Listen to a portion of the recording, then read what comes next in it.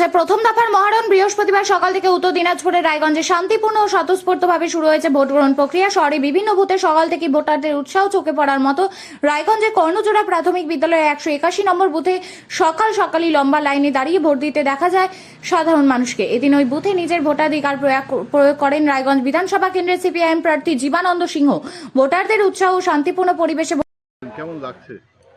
অবশ্যই ভোট দিলাম, আমি নিজে প্রার্থী, ভোট দিয়ে ভালো লাগছে। আপনারা দেখছেন সকাল সকাল লম্বা লাইন পড়ে গেছে, মানুষ স্বতঃস্ফূর্তভাবে ভোট দিতে আসছে, এটা ভালো লক্ষণ। ওয়েদারও সব ইয়ে দিয়েছে। হ্যাঁ, এখন অবধি ওয়েদার ভালো আছে। এখন সিকিউরিটি ব্যবস্থাটাই কি দেখছেন? দেখুন, সিকিউরিটি ব্যবস্থা প্রতিটা ভোটগুলো আমার মোটামুটি 10টা-12টা বুথে আমার ঘোরা হয়ে গেল। বুথে বুথে সিকিউরিটি যথেষ্ট আছে, কিন্তু আরও বাড়তি যেটা ছিল যে পাড়ায় পাড়ায় টহলদারি যেটা হবে কথা ছিল, বা কুইক রেসপন্স টিমের যে ঘোরাঘুরি কথা ছিল, সেটা কিন্তু চোখে কম পড়ছে। তো কি আশা করছেন? দেখুন, যদি মানুষ নিজের ভোট নিজে ভালোভাবে দিতে পারে, আর যেটা কতগুলো রাজনৈতিক দল চেষ্টা করছে ধর্মের নামে বিভাজন করে ভোট করার, সেটা যদি না হয়, তাহলে মানুষের ভোট যদি মানুষ ঠিকভাবে রাজনৈতিক স্বার্থে দিতে পারে, তাহলে আমাদের রাজনৈতিক জয় হবে, এটা আশা করছি। জেতার জন্য কতটা?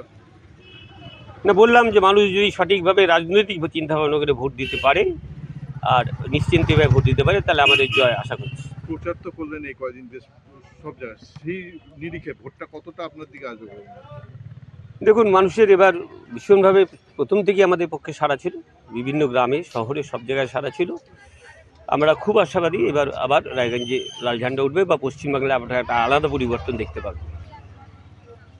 এখনো পর্যন্ত কোনো জায়গায় অশান্তির খবর পাওয়া যায়নি। অশান্তি খবর পাওয়া যায়নি বলতে, যে 9 নম্বর বুথে, বাহিন অঞ্চলের 9 নম্বর বুথে ঝান্ডা দিয়ে, বড় বড় ঝান্ডা দিয়ে টোটো নিয়ে 100 মিটারের মধ্যে ভোট গ্রহণ কেন্দ্রের সামনে চলে যাচ্ছে, সেই কমপ্লেন এসছে।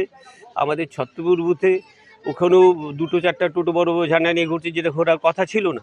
এই মুহূর্তে ঝান্ডা নিয়ে, টোটো নিয়ে ঘোরার কথা ছিল না। এমনি আসতে পারে কেউ টোটো নিয়ে ভোট দিতে, কিন্তু ঝান্ডা নিয়ে কেন আসবে? এই নিয়ে আমরা অভিযোগ জানিয়েছি অলরেডি। আশা করছি এটা বন্ধ হবে। প্রথম থেকে সকাল থেকেই বন্ধ হলে পরে ভোটটা সারাদিন নির্বিঘ্নে হবে। এক জায়গায় আবার ইভিএমও বিকল হয়ে গেছে। ইভিএম এক জায়গায় না, ইভিএম ধরুন অনেকগুলো ভোট গ্রহণ কেন্দ্রে ইভিএম বিকল। সকালবেলার থেকে ইভিএম বিকল অনেকগুলো ভোট গ্রহণ কেন্দ্রে আমি দেখে এসেছি। ওই আমাদের হাসকামারে, এগ্রিকালচার ফার্মে, এগুলো ইভিএমগুলো সকাল থেকে কাজ করছিল না, সেটা আমি দেখে এসেছি। এখন ঠিক আছে। তারপরে লোক এসছে।